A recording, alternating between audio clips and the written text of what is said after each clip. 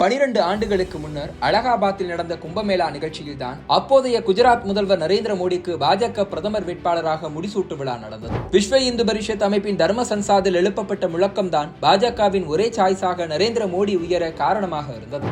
ஏறக்குறைய வரலாறு இந்த முறை தன் பக்கம் திரும்பும் என்கிற நம்பிக்கையில்தான் கோடிகளை வாரி இறைத்து 2 மாதங்களுக்கு முன்னர் மகா கும்பமேளாவை நடத்தினார் உத்தரப்பிரதேச முதலமைச்சர் யோகி ஆதித்யநாத். அடுத்த பிரதமர் வேட்பாளராக அதிகாரப்பூர்வமாக அறிவிக்கப்படாவிட்டாலும் பரவாயில்லை, அடுத்த பிரதமர் யோகி என்கிற பேச்சுக்களாவது வெளிவரட்டும் என அவரது ஆதரவாளர்கள் எதிர்பார்த்திருக்கக்கூடும். ஆனால் அதுவும் நடக்கவில்லை. அதற்கு முக்கியமான காரணம் மகாராஷ்டிராவில் தேவேந்திர பட்னாவிஸ் பாஜகவுக்கு பெற்றுக் கொடுத்த மாபெரும் வெற்றிதான். ஆம், 2013ஆம் ஆண்டு அப்போதைய குஜராத் முதலமைச்சர் நரேந்திர மோடி பாஜக பிரதமர் வேட்பாளராக அறிவிக்கப்பட்டதற்கான முக்கியமான காரணம் தொடர்ந்து 3 தேர்தல்களில் கட்சியை வெற்றி பாதையில் வழிநடத்தியதுதான். அதுவும் சிறுபான்மை சமூக மக்களுக்கு எதிராக இன அழிப்பை கட்டவிழ்த்து விட்டதாக தன் மீது குற்றச்சாட்டு இருந்த போது மோடி எந்த தேர்தலையும் தோற்காததுதான் அவரது குஜராத் மாடல் இந்துத்துவ இயக்கங்கள் மத்தியில் நம்பிக்கை ஏற்படுத்த காரணமாக இருந்தது. அதே அளவுகோலை வைத்து பார்த்தால் தற்போது பிரதமர் மோடிக்கு அடுத்தபடியாக பாஜகவில் பிரதமராக தகுதி வாய்ந்த நபராக அறியப்படுபவர் மகாராஷ்டிரா முதலமைச்சர் தேவேந்திர பட்னாவிஸ் தான். 2014 தொடங்கி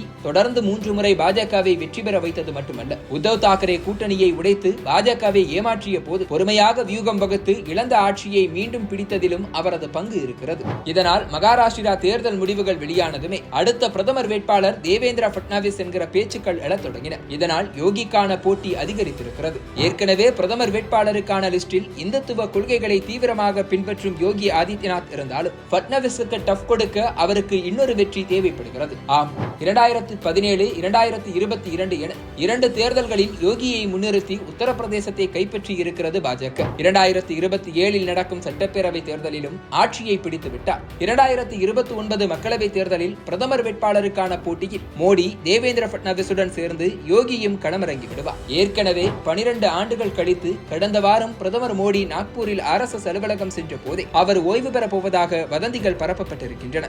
ஆனால் இவற்றை வெறும் வதந்திகளாக மட்டுமே பார்க்க முடியாது என்கின்றனர் அரசியல் விமர்சகர்கள். 10 ஆண்டுகளுக்கு பிறகு முடிவுக்கு வந்திருக்கும் மோடி அலை பாஜக மீது RSS மீண்டும் ஆதிக்கம் செலுத்த வழி ஏற்படுத்தி கொடுத்திருக்கிறது. இதனால் அடுத்த தேர்தலில் மோடிக்கு பதிலாக பட்னாவிஸ் அல்லது யோகி என இருவரில் ஒருவர் தேர்வு செய்யப்பட வாய்ப்புகள் இருப்பதாக இப்போதே தகவல்கள் வெளிவர தொடங்கிவிட்டன. அப்படி ஒரு போட்டி நடந்தால் பட்னாவிஸை ஓரங்கட்ட 3வது முறையாக உத்தரப்பிரதேசத்தை கைப்பற்ற வேண்டியது யோகிக்கு அவசியம். இதனால்தான் RSS மட்டுமின்றி மற்ற இந்துத்துவ அமைப்புகளிடமும் உதவி கேட்டிருக்கிறார் யோகி ஆதித்யநாத். இதன் ஒரு பகுதியாகத்தான் உத்தரப்பிரதேச மாநிலம் காசியாபாத்தில் பாஜக RSS-இன் கோஆர்டினேஷன் மீட்டிங் நடந்திருக்கிறது. 3 அல்லது 4 மாதங்களுக்கு ஒருமுறை மாநிலத்தின் ஏதாவது ஒரு நகரத்தில் ஏற்பாடு செய்யப்படும் இந்த மீட்டிங்கில் இந்த முறை முதலமைச்சர் யோகி ஆதித்யநாத்தை கலந்து கொண்டதுதான் விவாதமாகி இருக்கிறது. 19 மாவட்டங்களை சேர்ந்த 31 இந்துத்துவ அமைப்புகளில் 251 பிரதிநிதிகள் இந்த மீட்டிங்கில் கலந்து கொண்டுள்ளனர். 3 மணி நேரம் நடந்த மீட்டிங்கில் ஒவ்வொருவரின் கோரிக்கையையும் புகாரையும் காது கொடுத்து கேட்டிருக்கிறார் முதலமைச்சர் யோகி ஆதித்யநாத். இந்துக்களை ஒன்று கூட்டுவது தொடங்கி மதமாற்றத்தை தடுத்து நிறுத்துவது வரை பல விவகாரங்கள் இந்த கூட்டத்தில் விவாதிக்கப்பட்டதாக தெரிகிறது.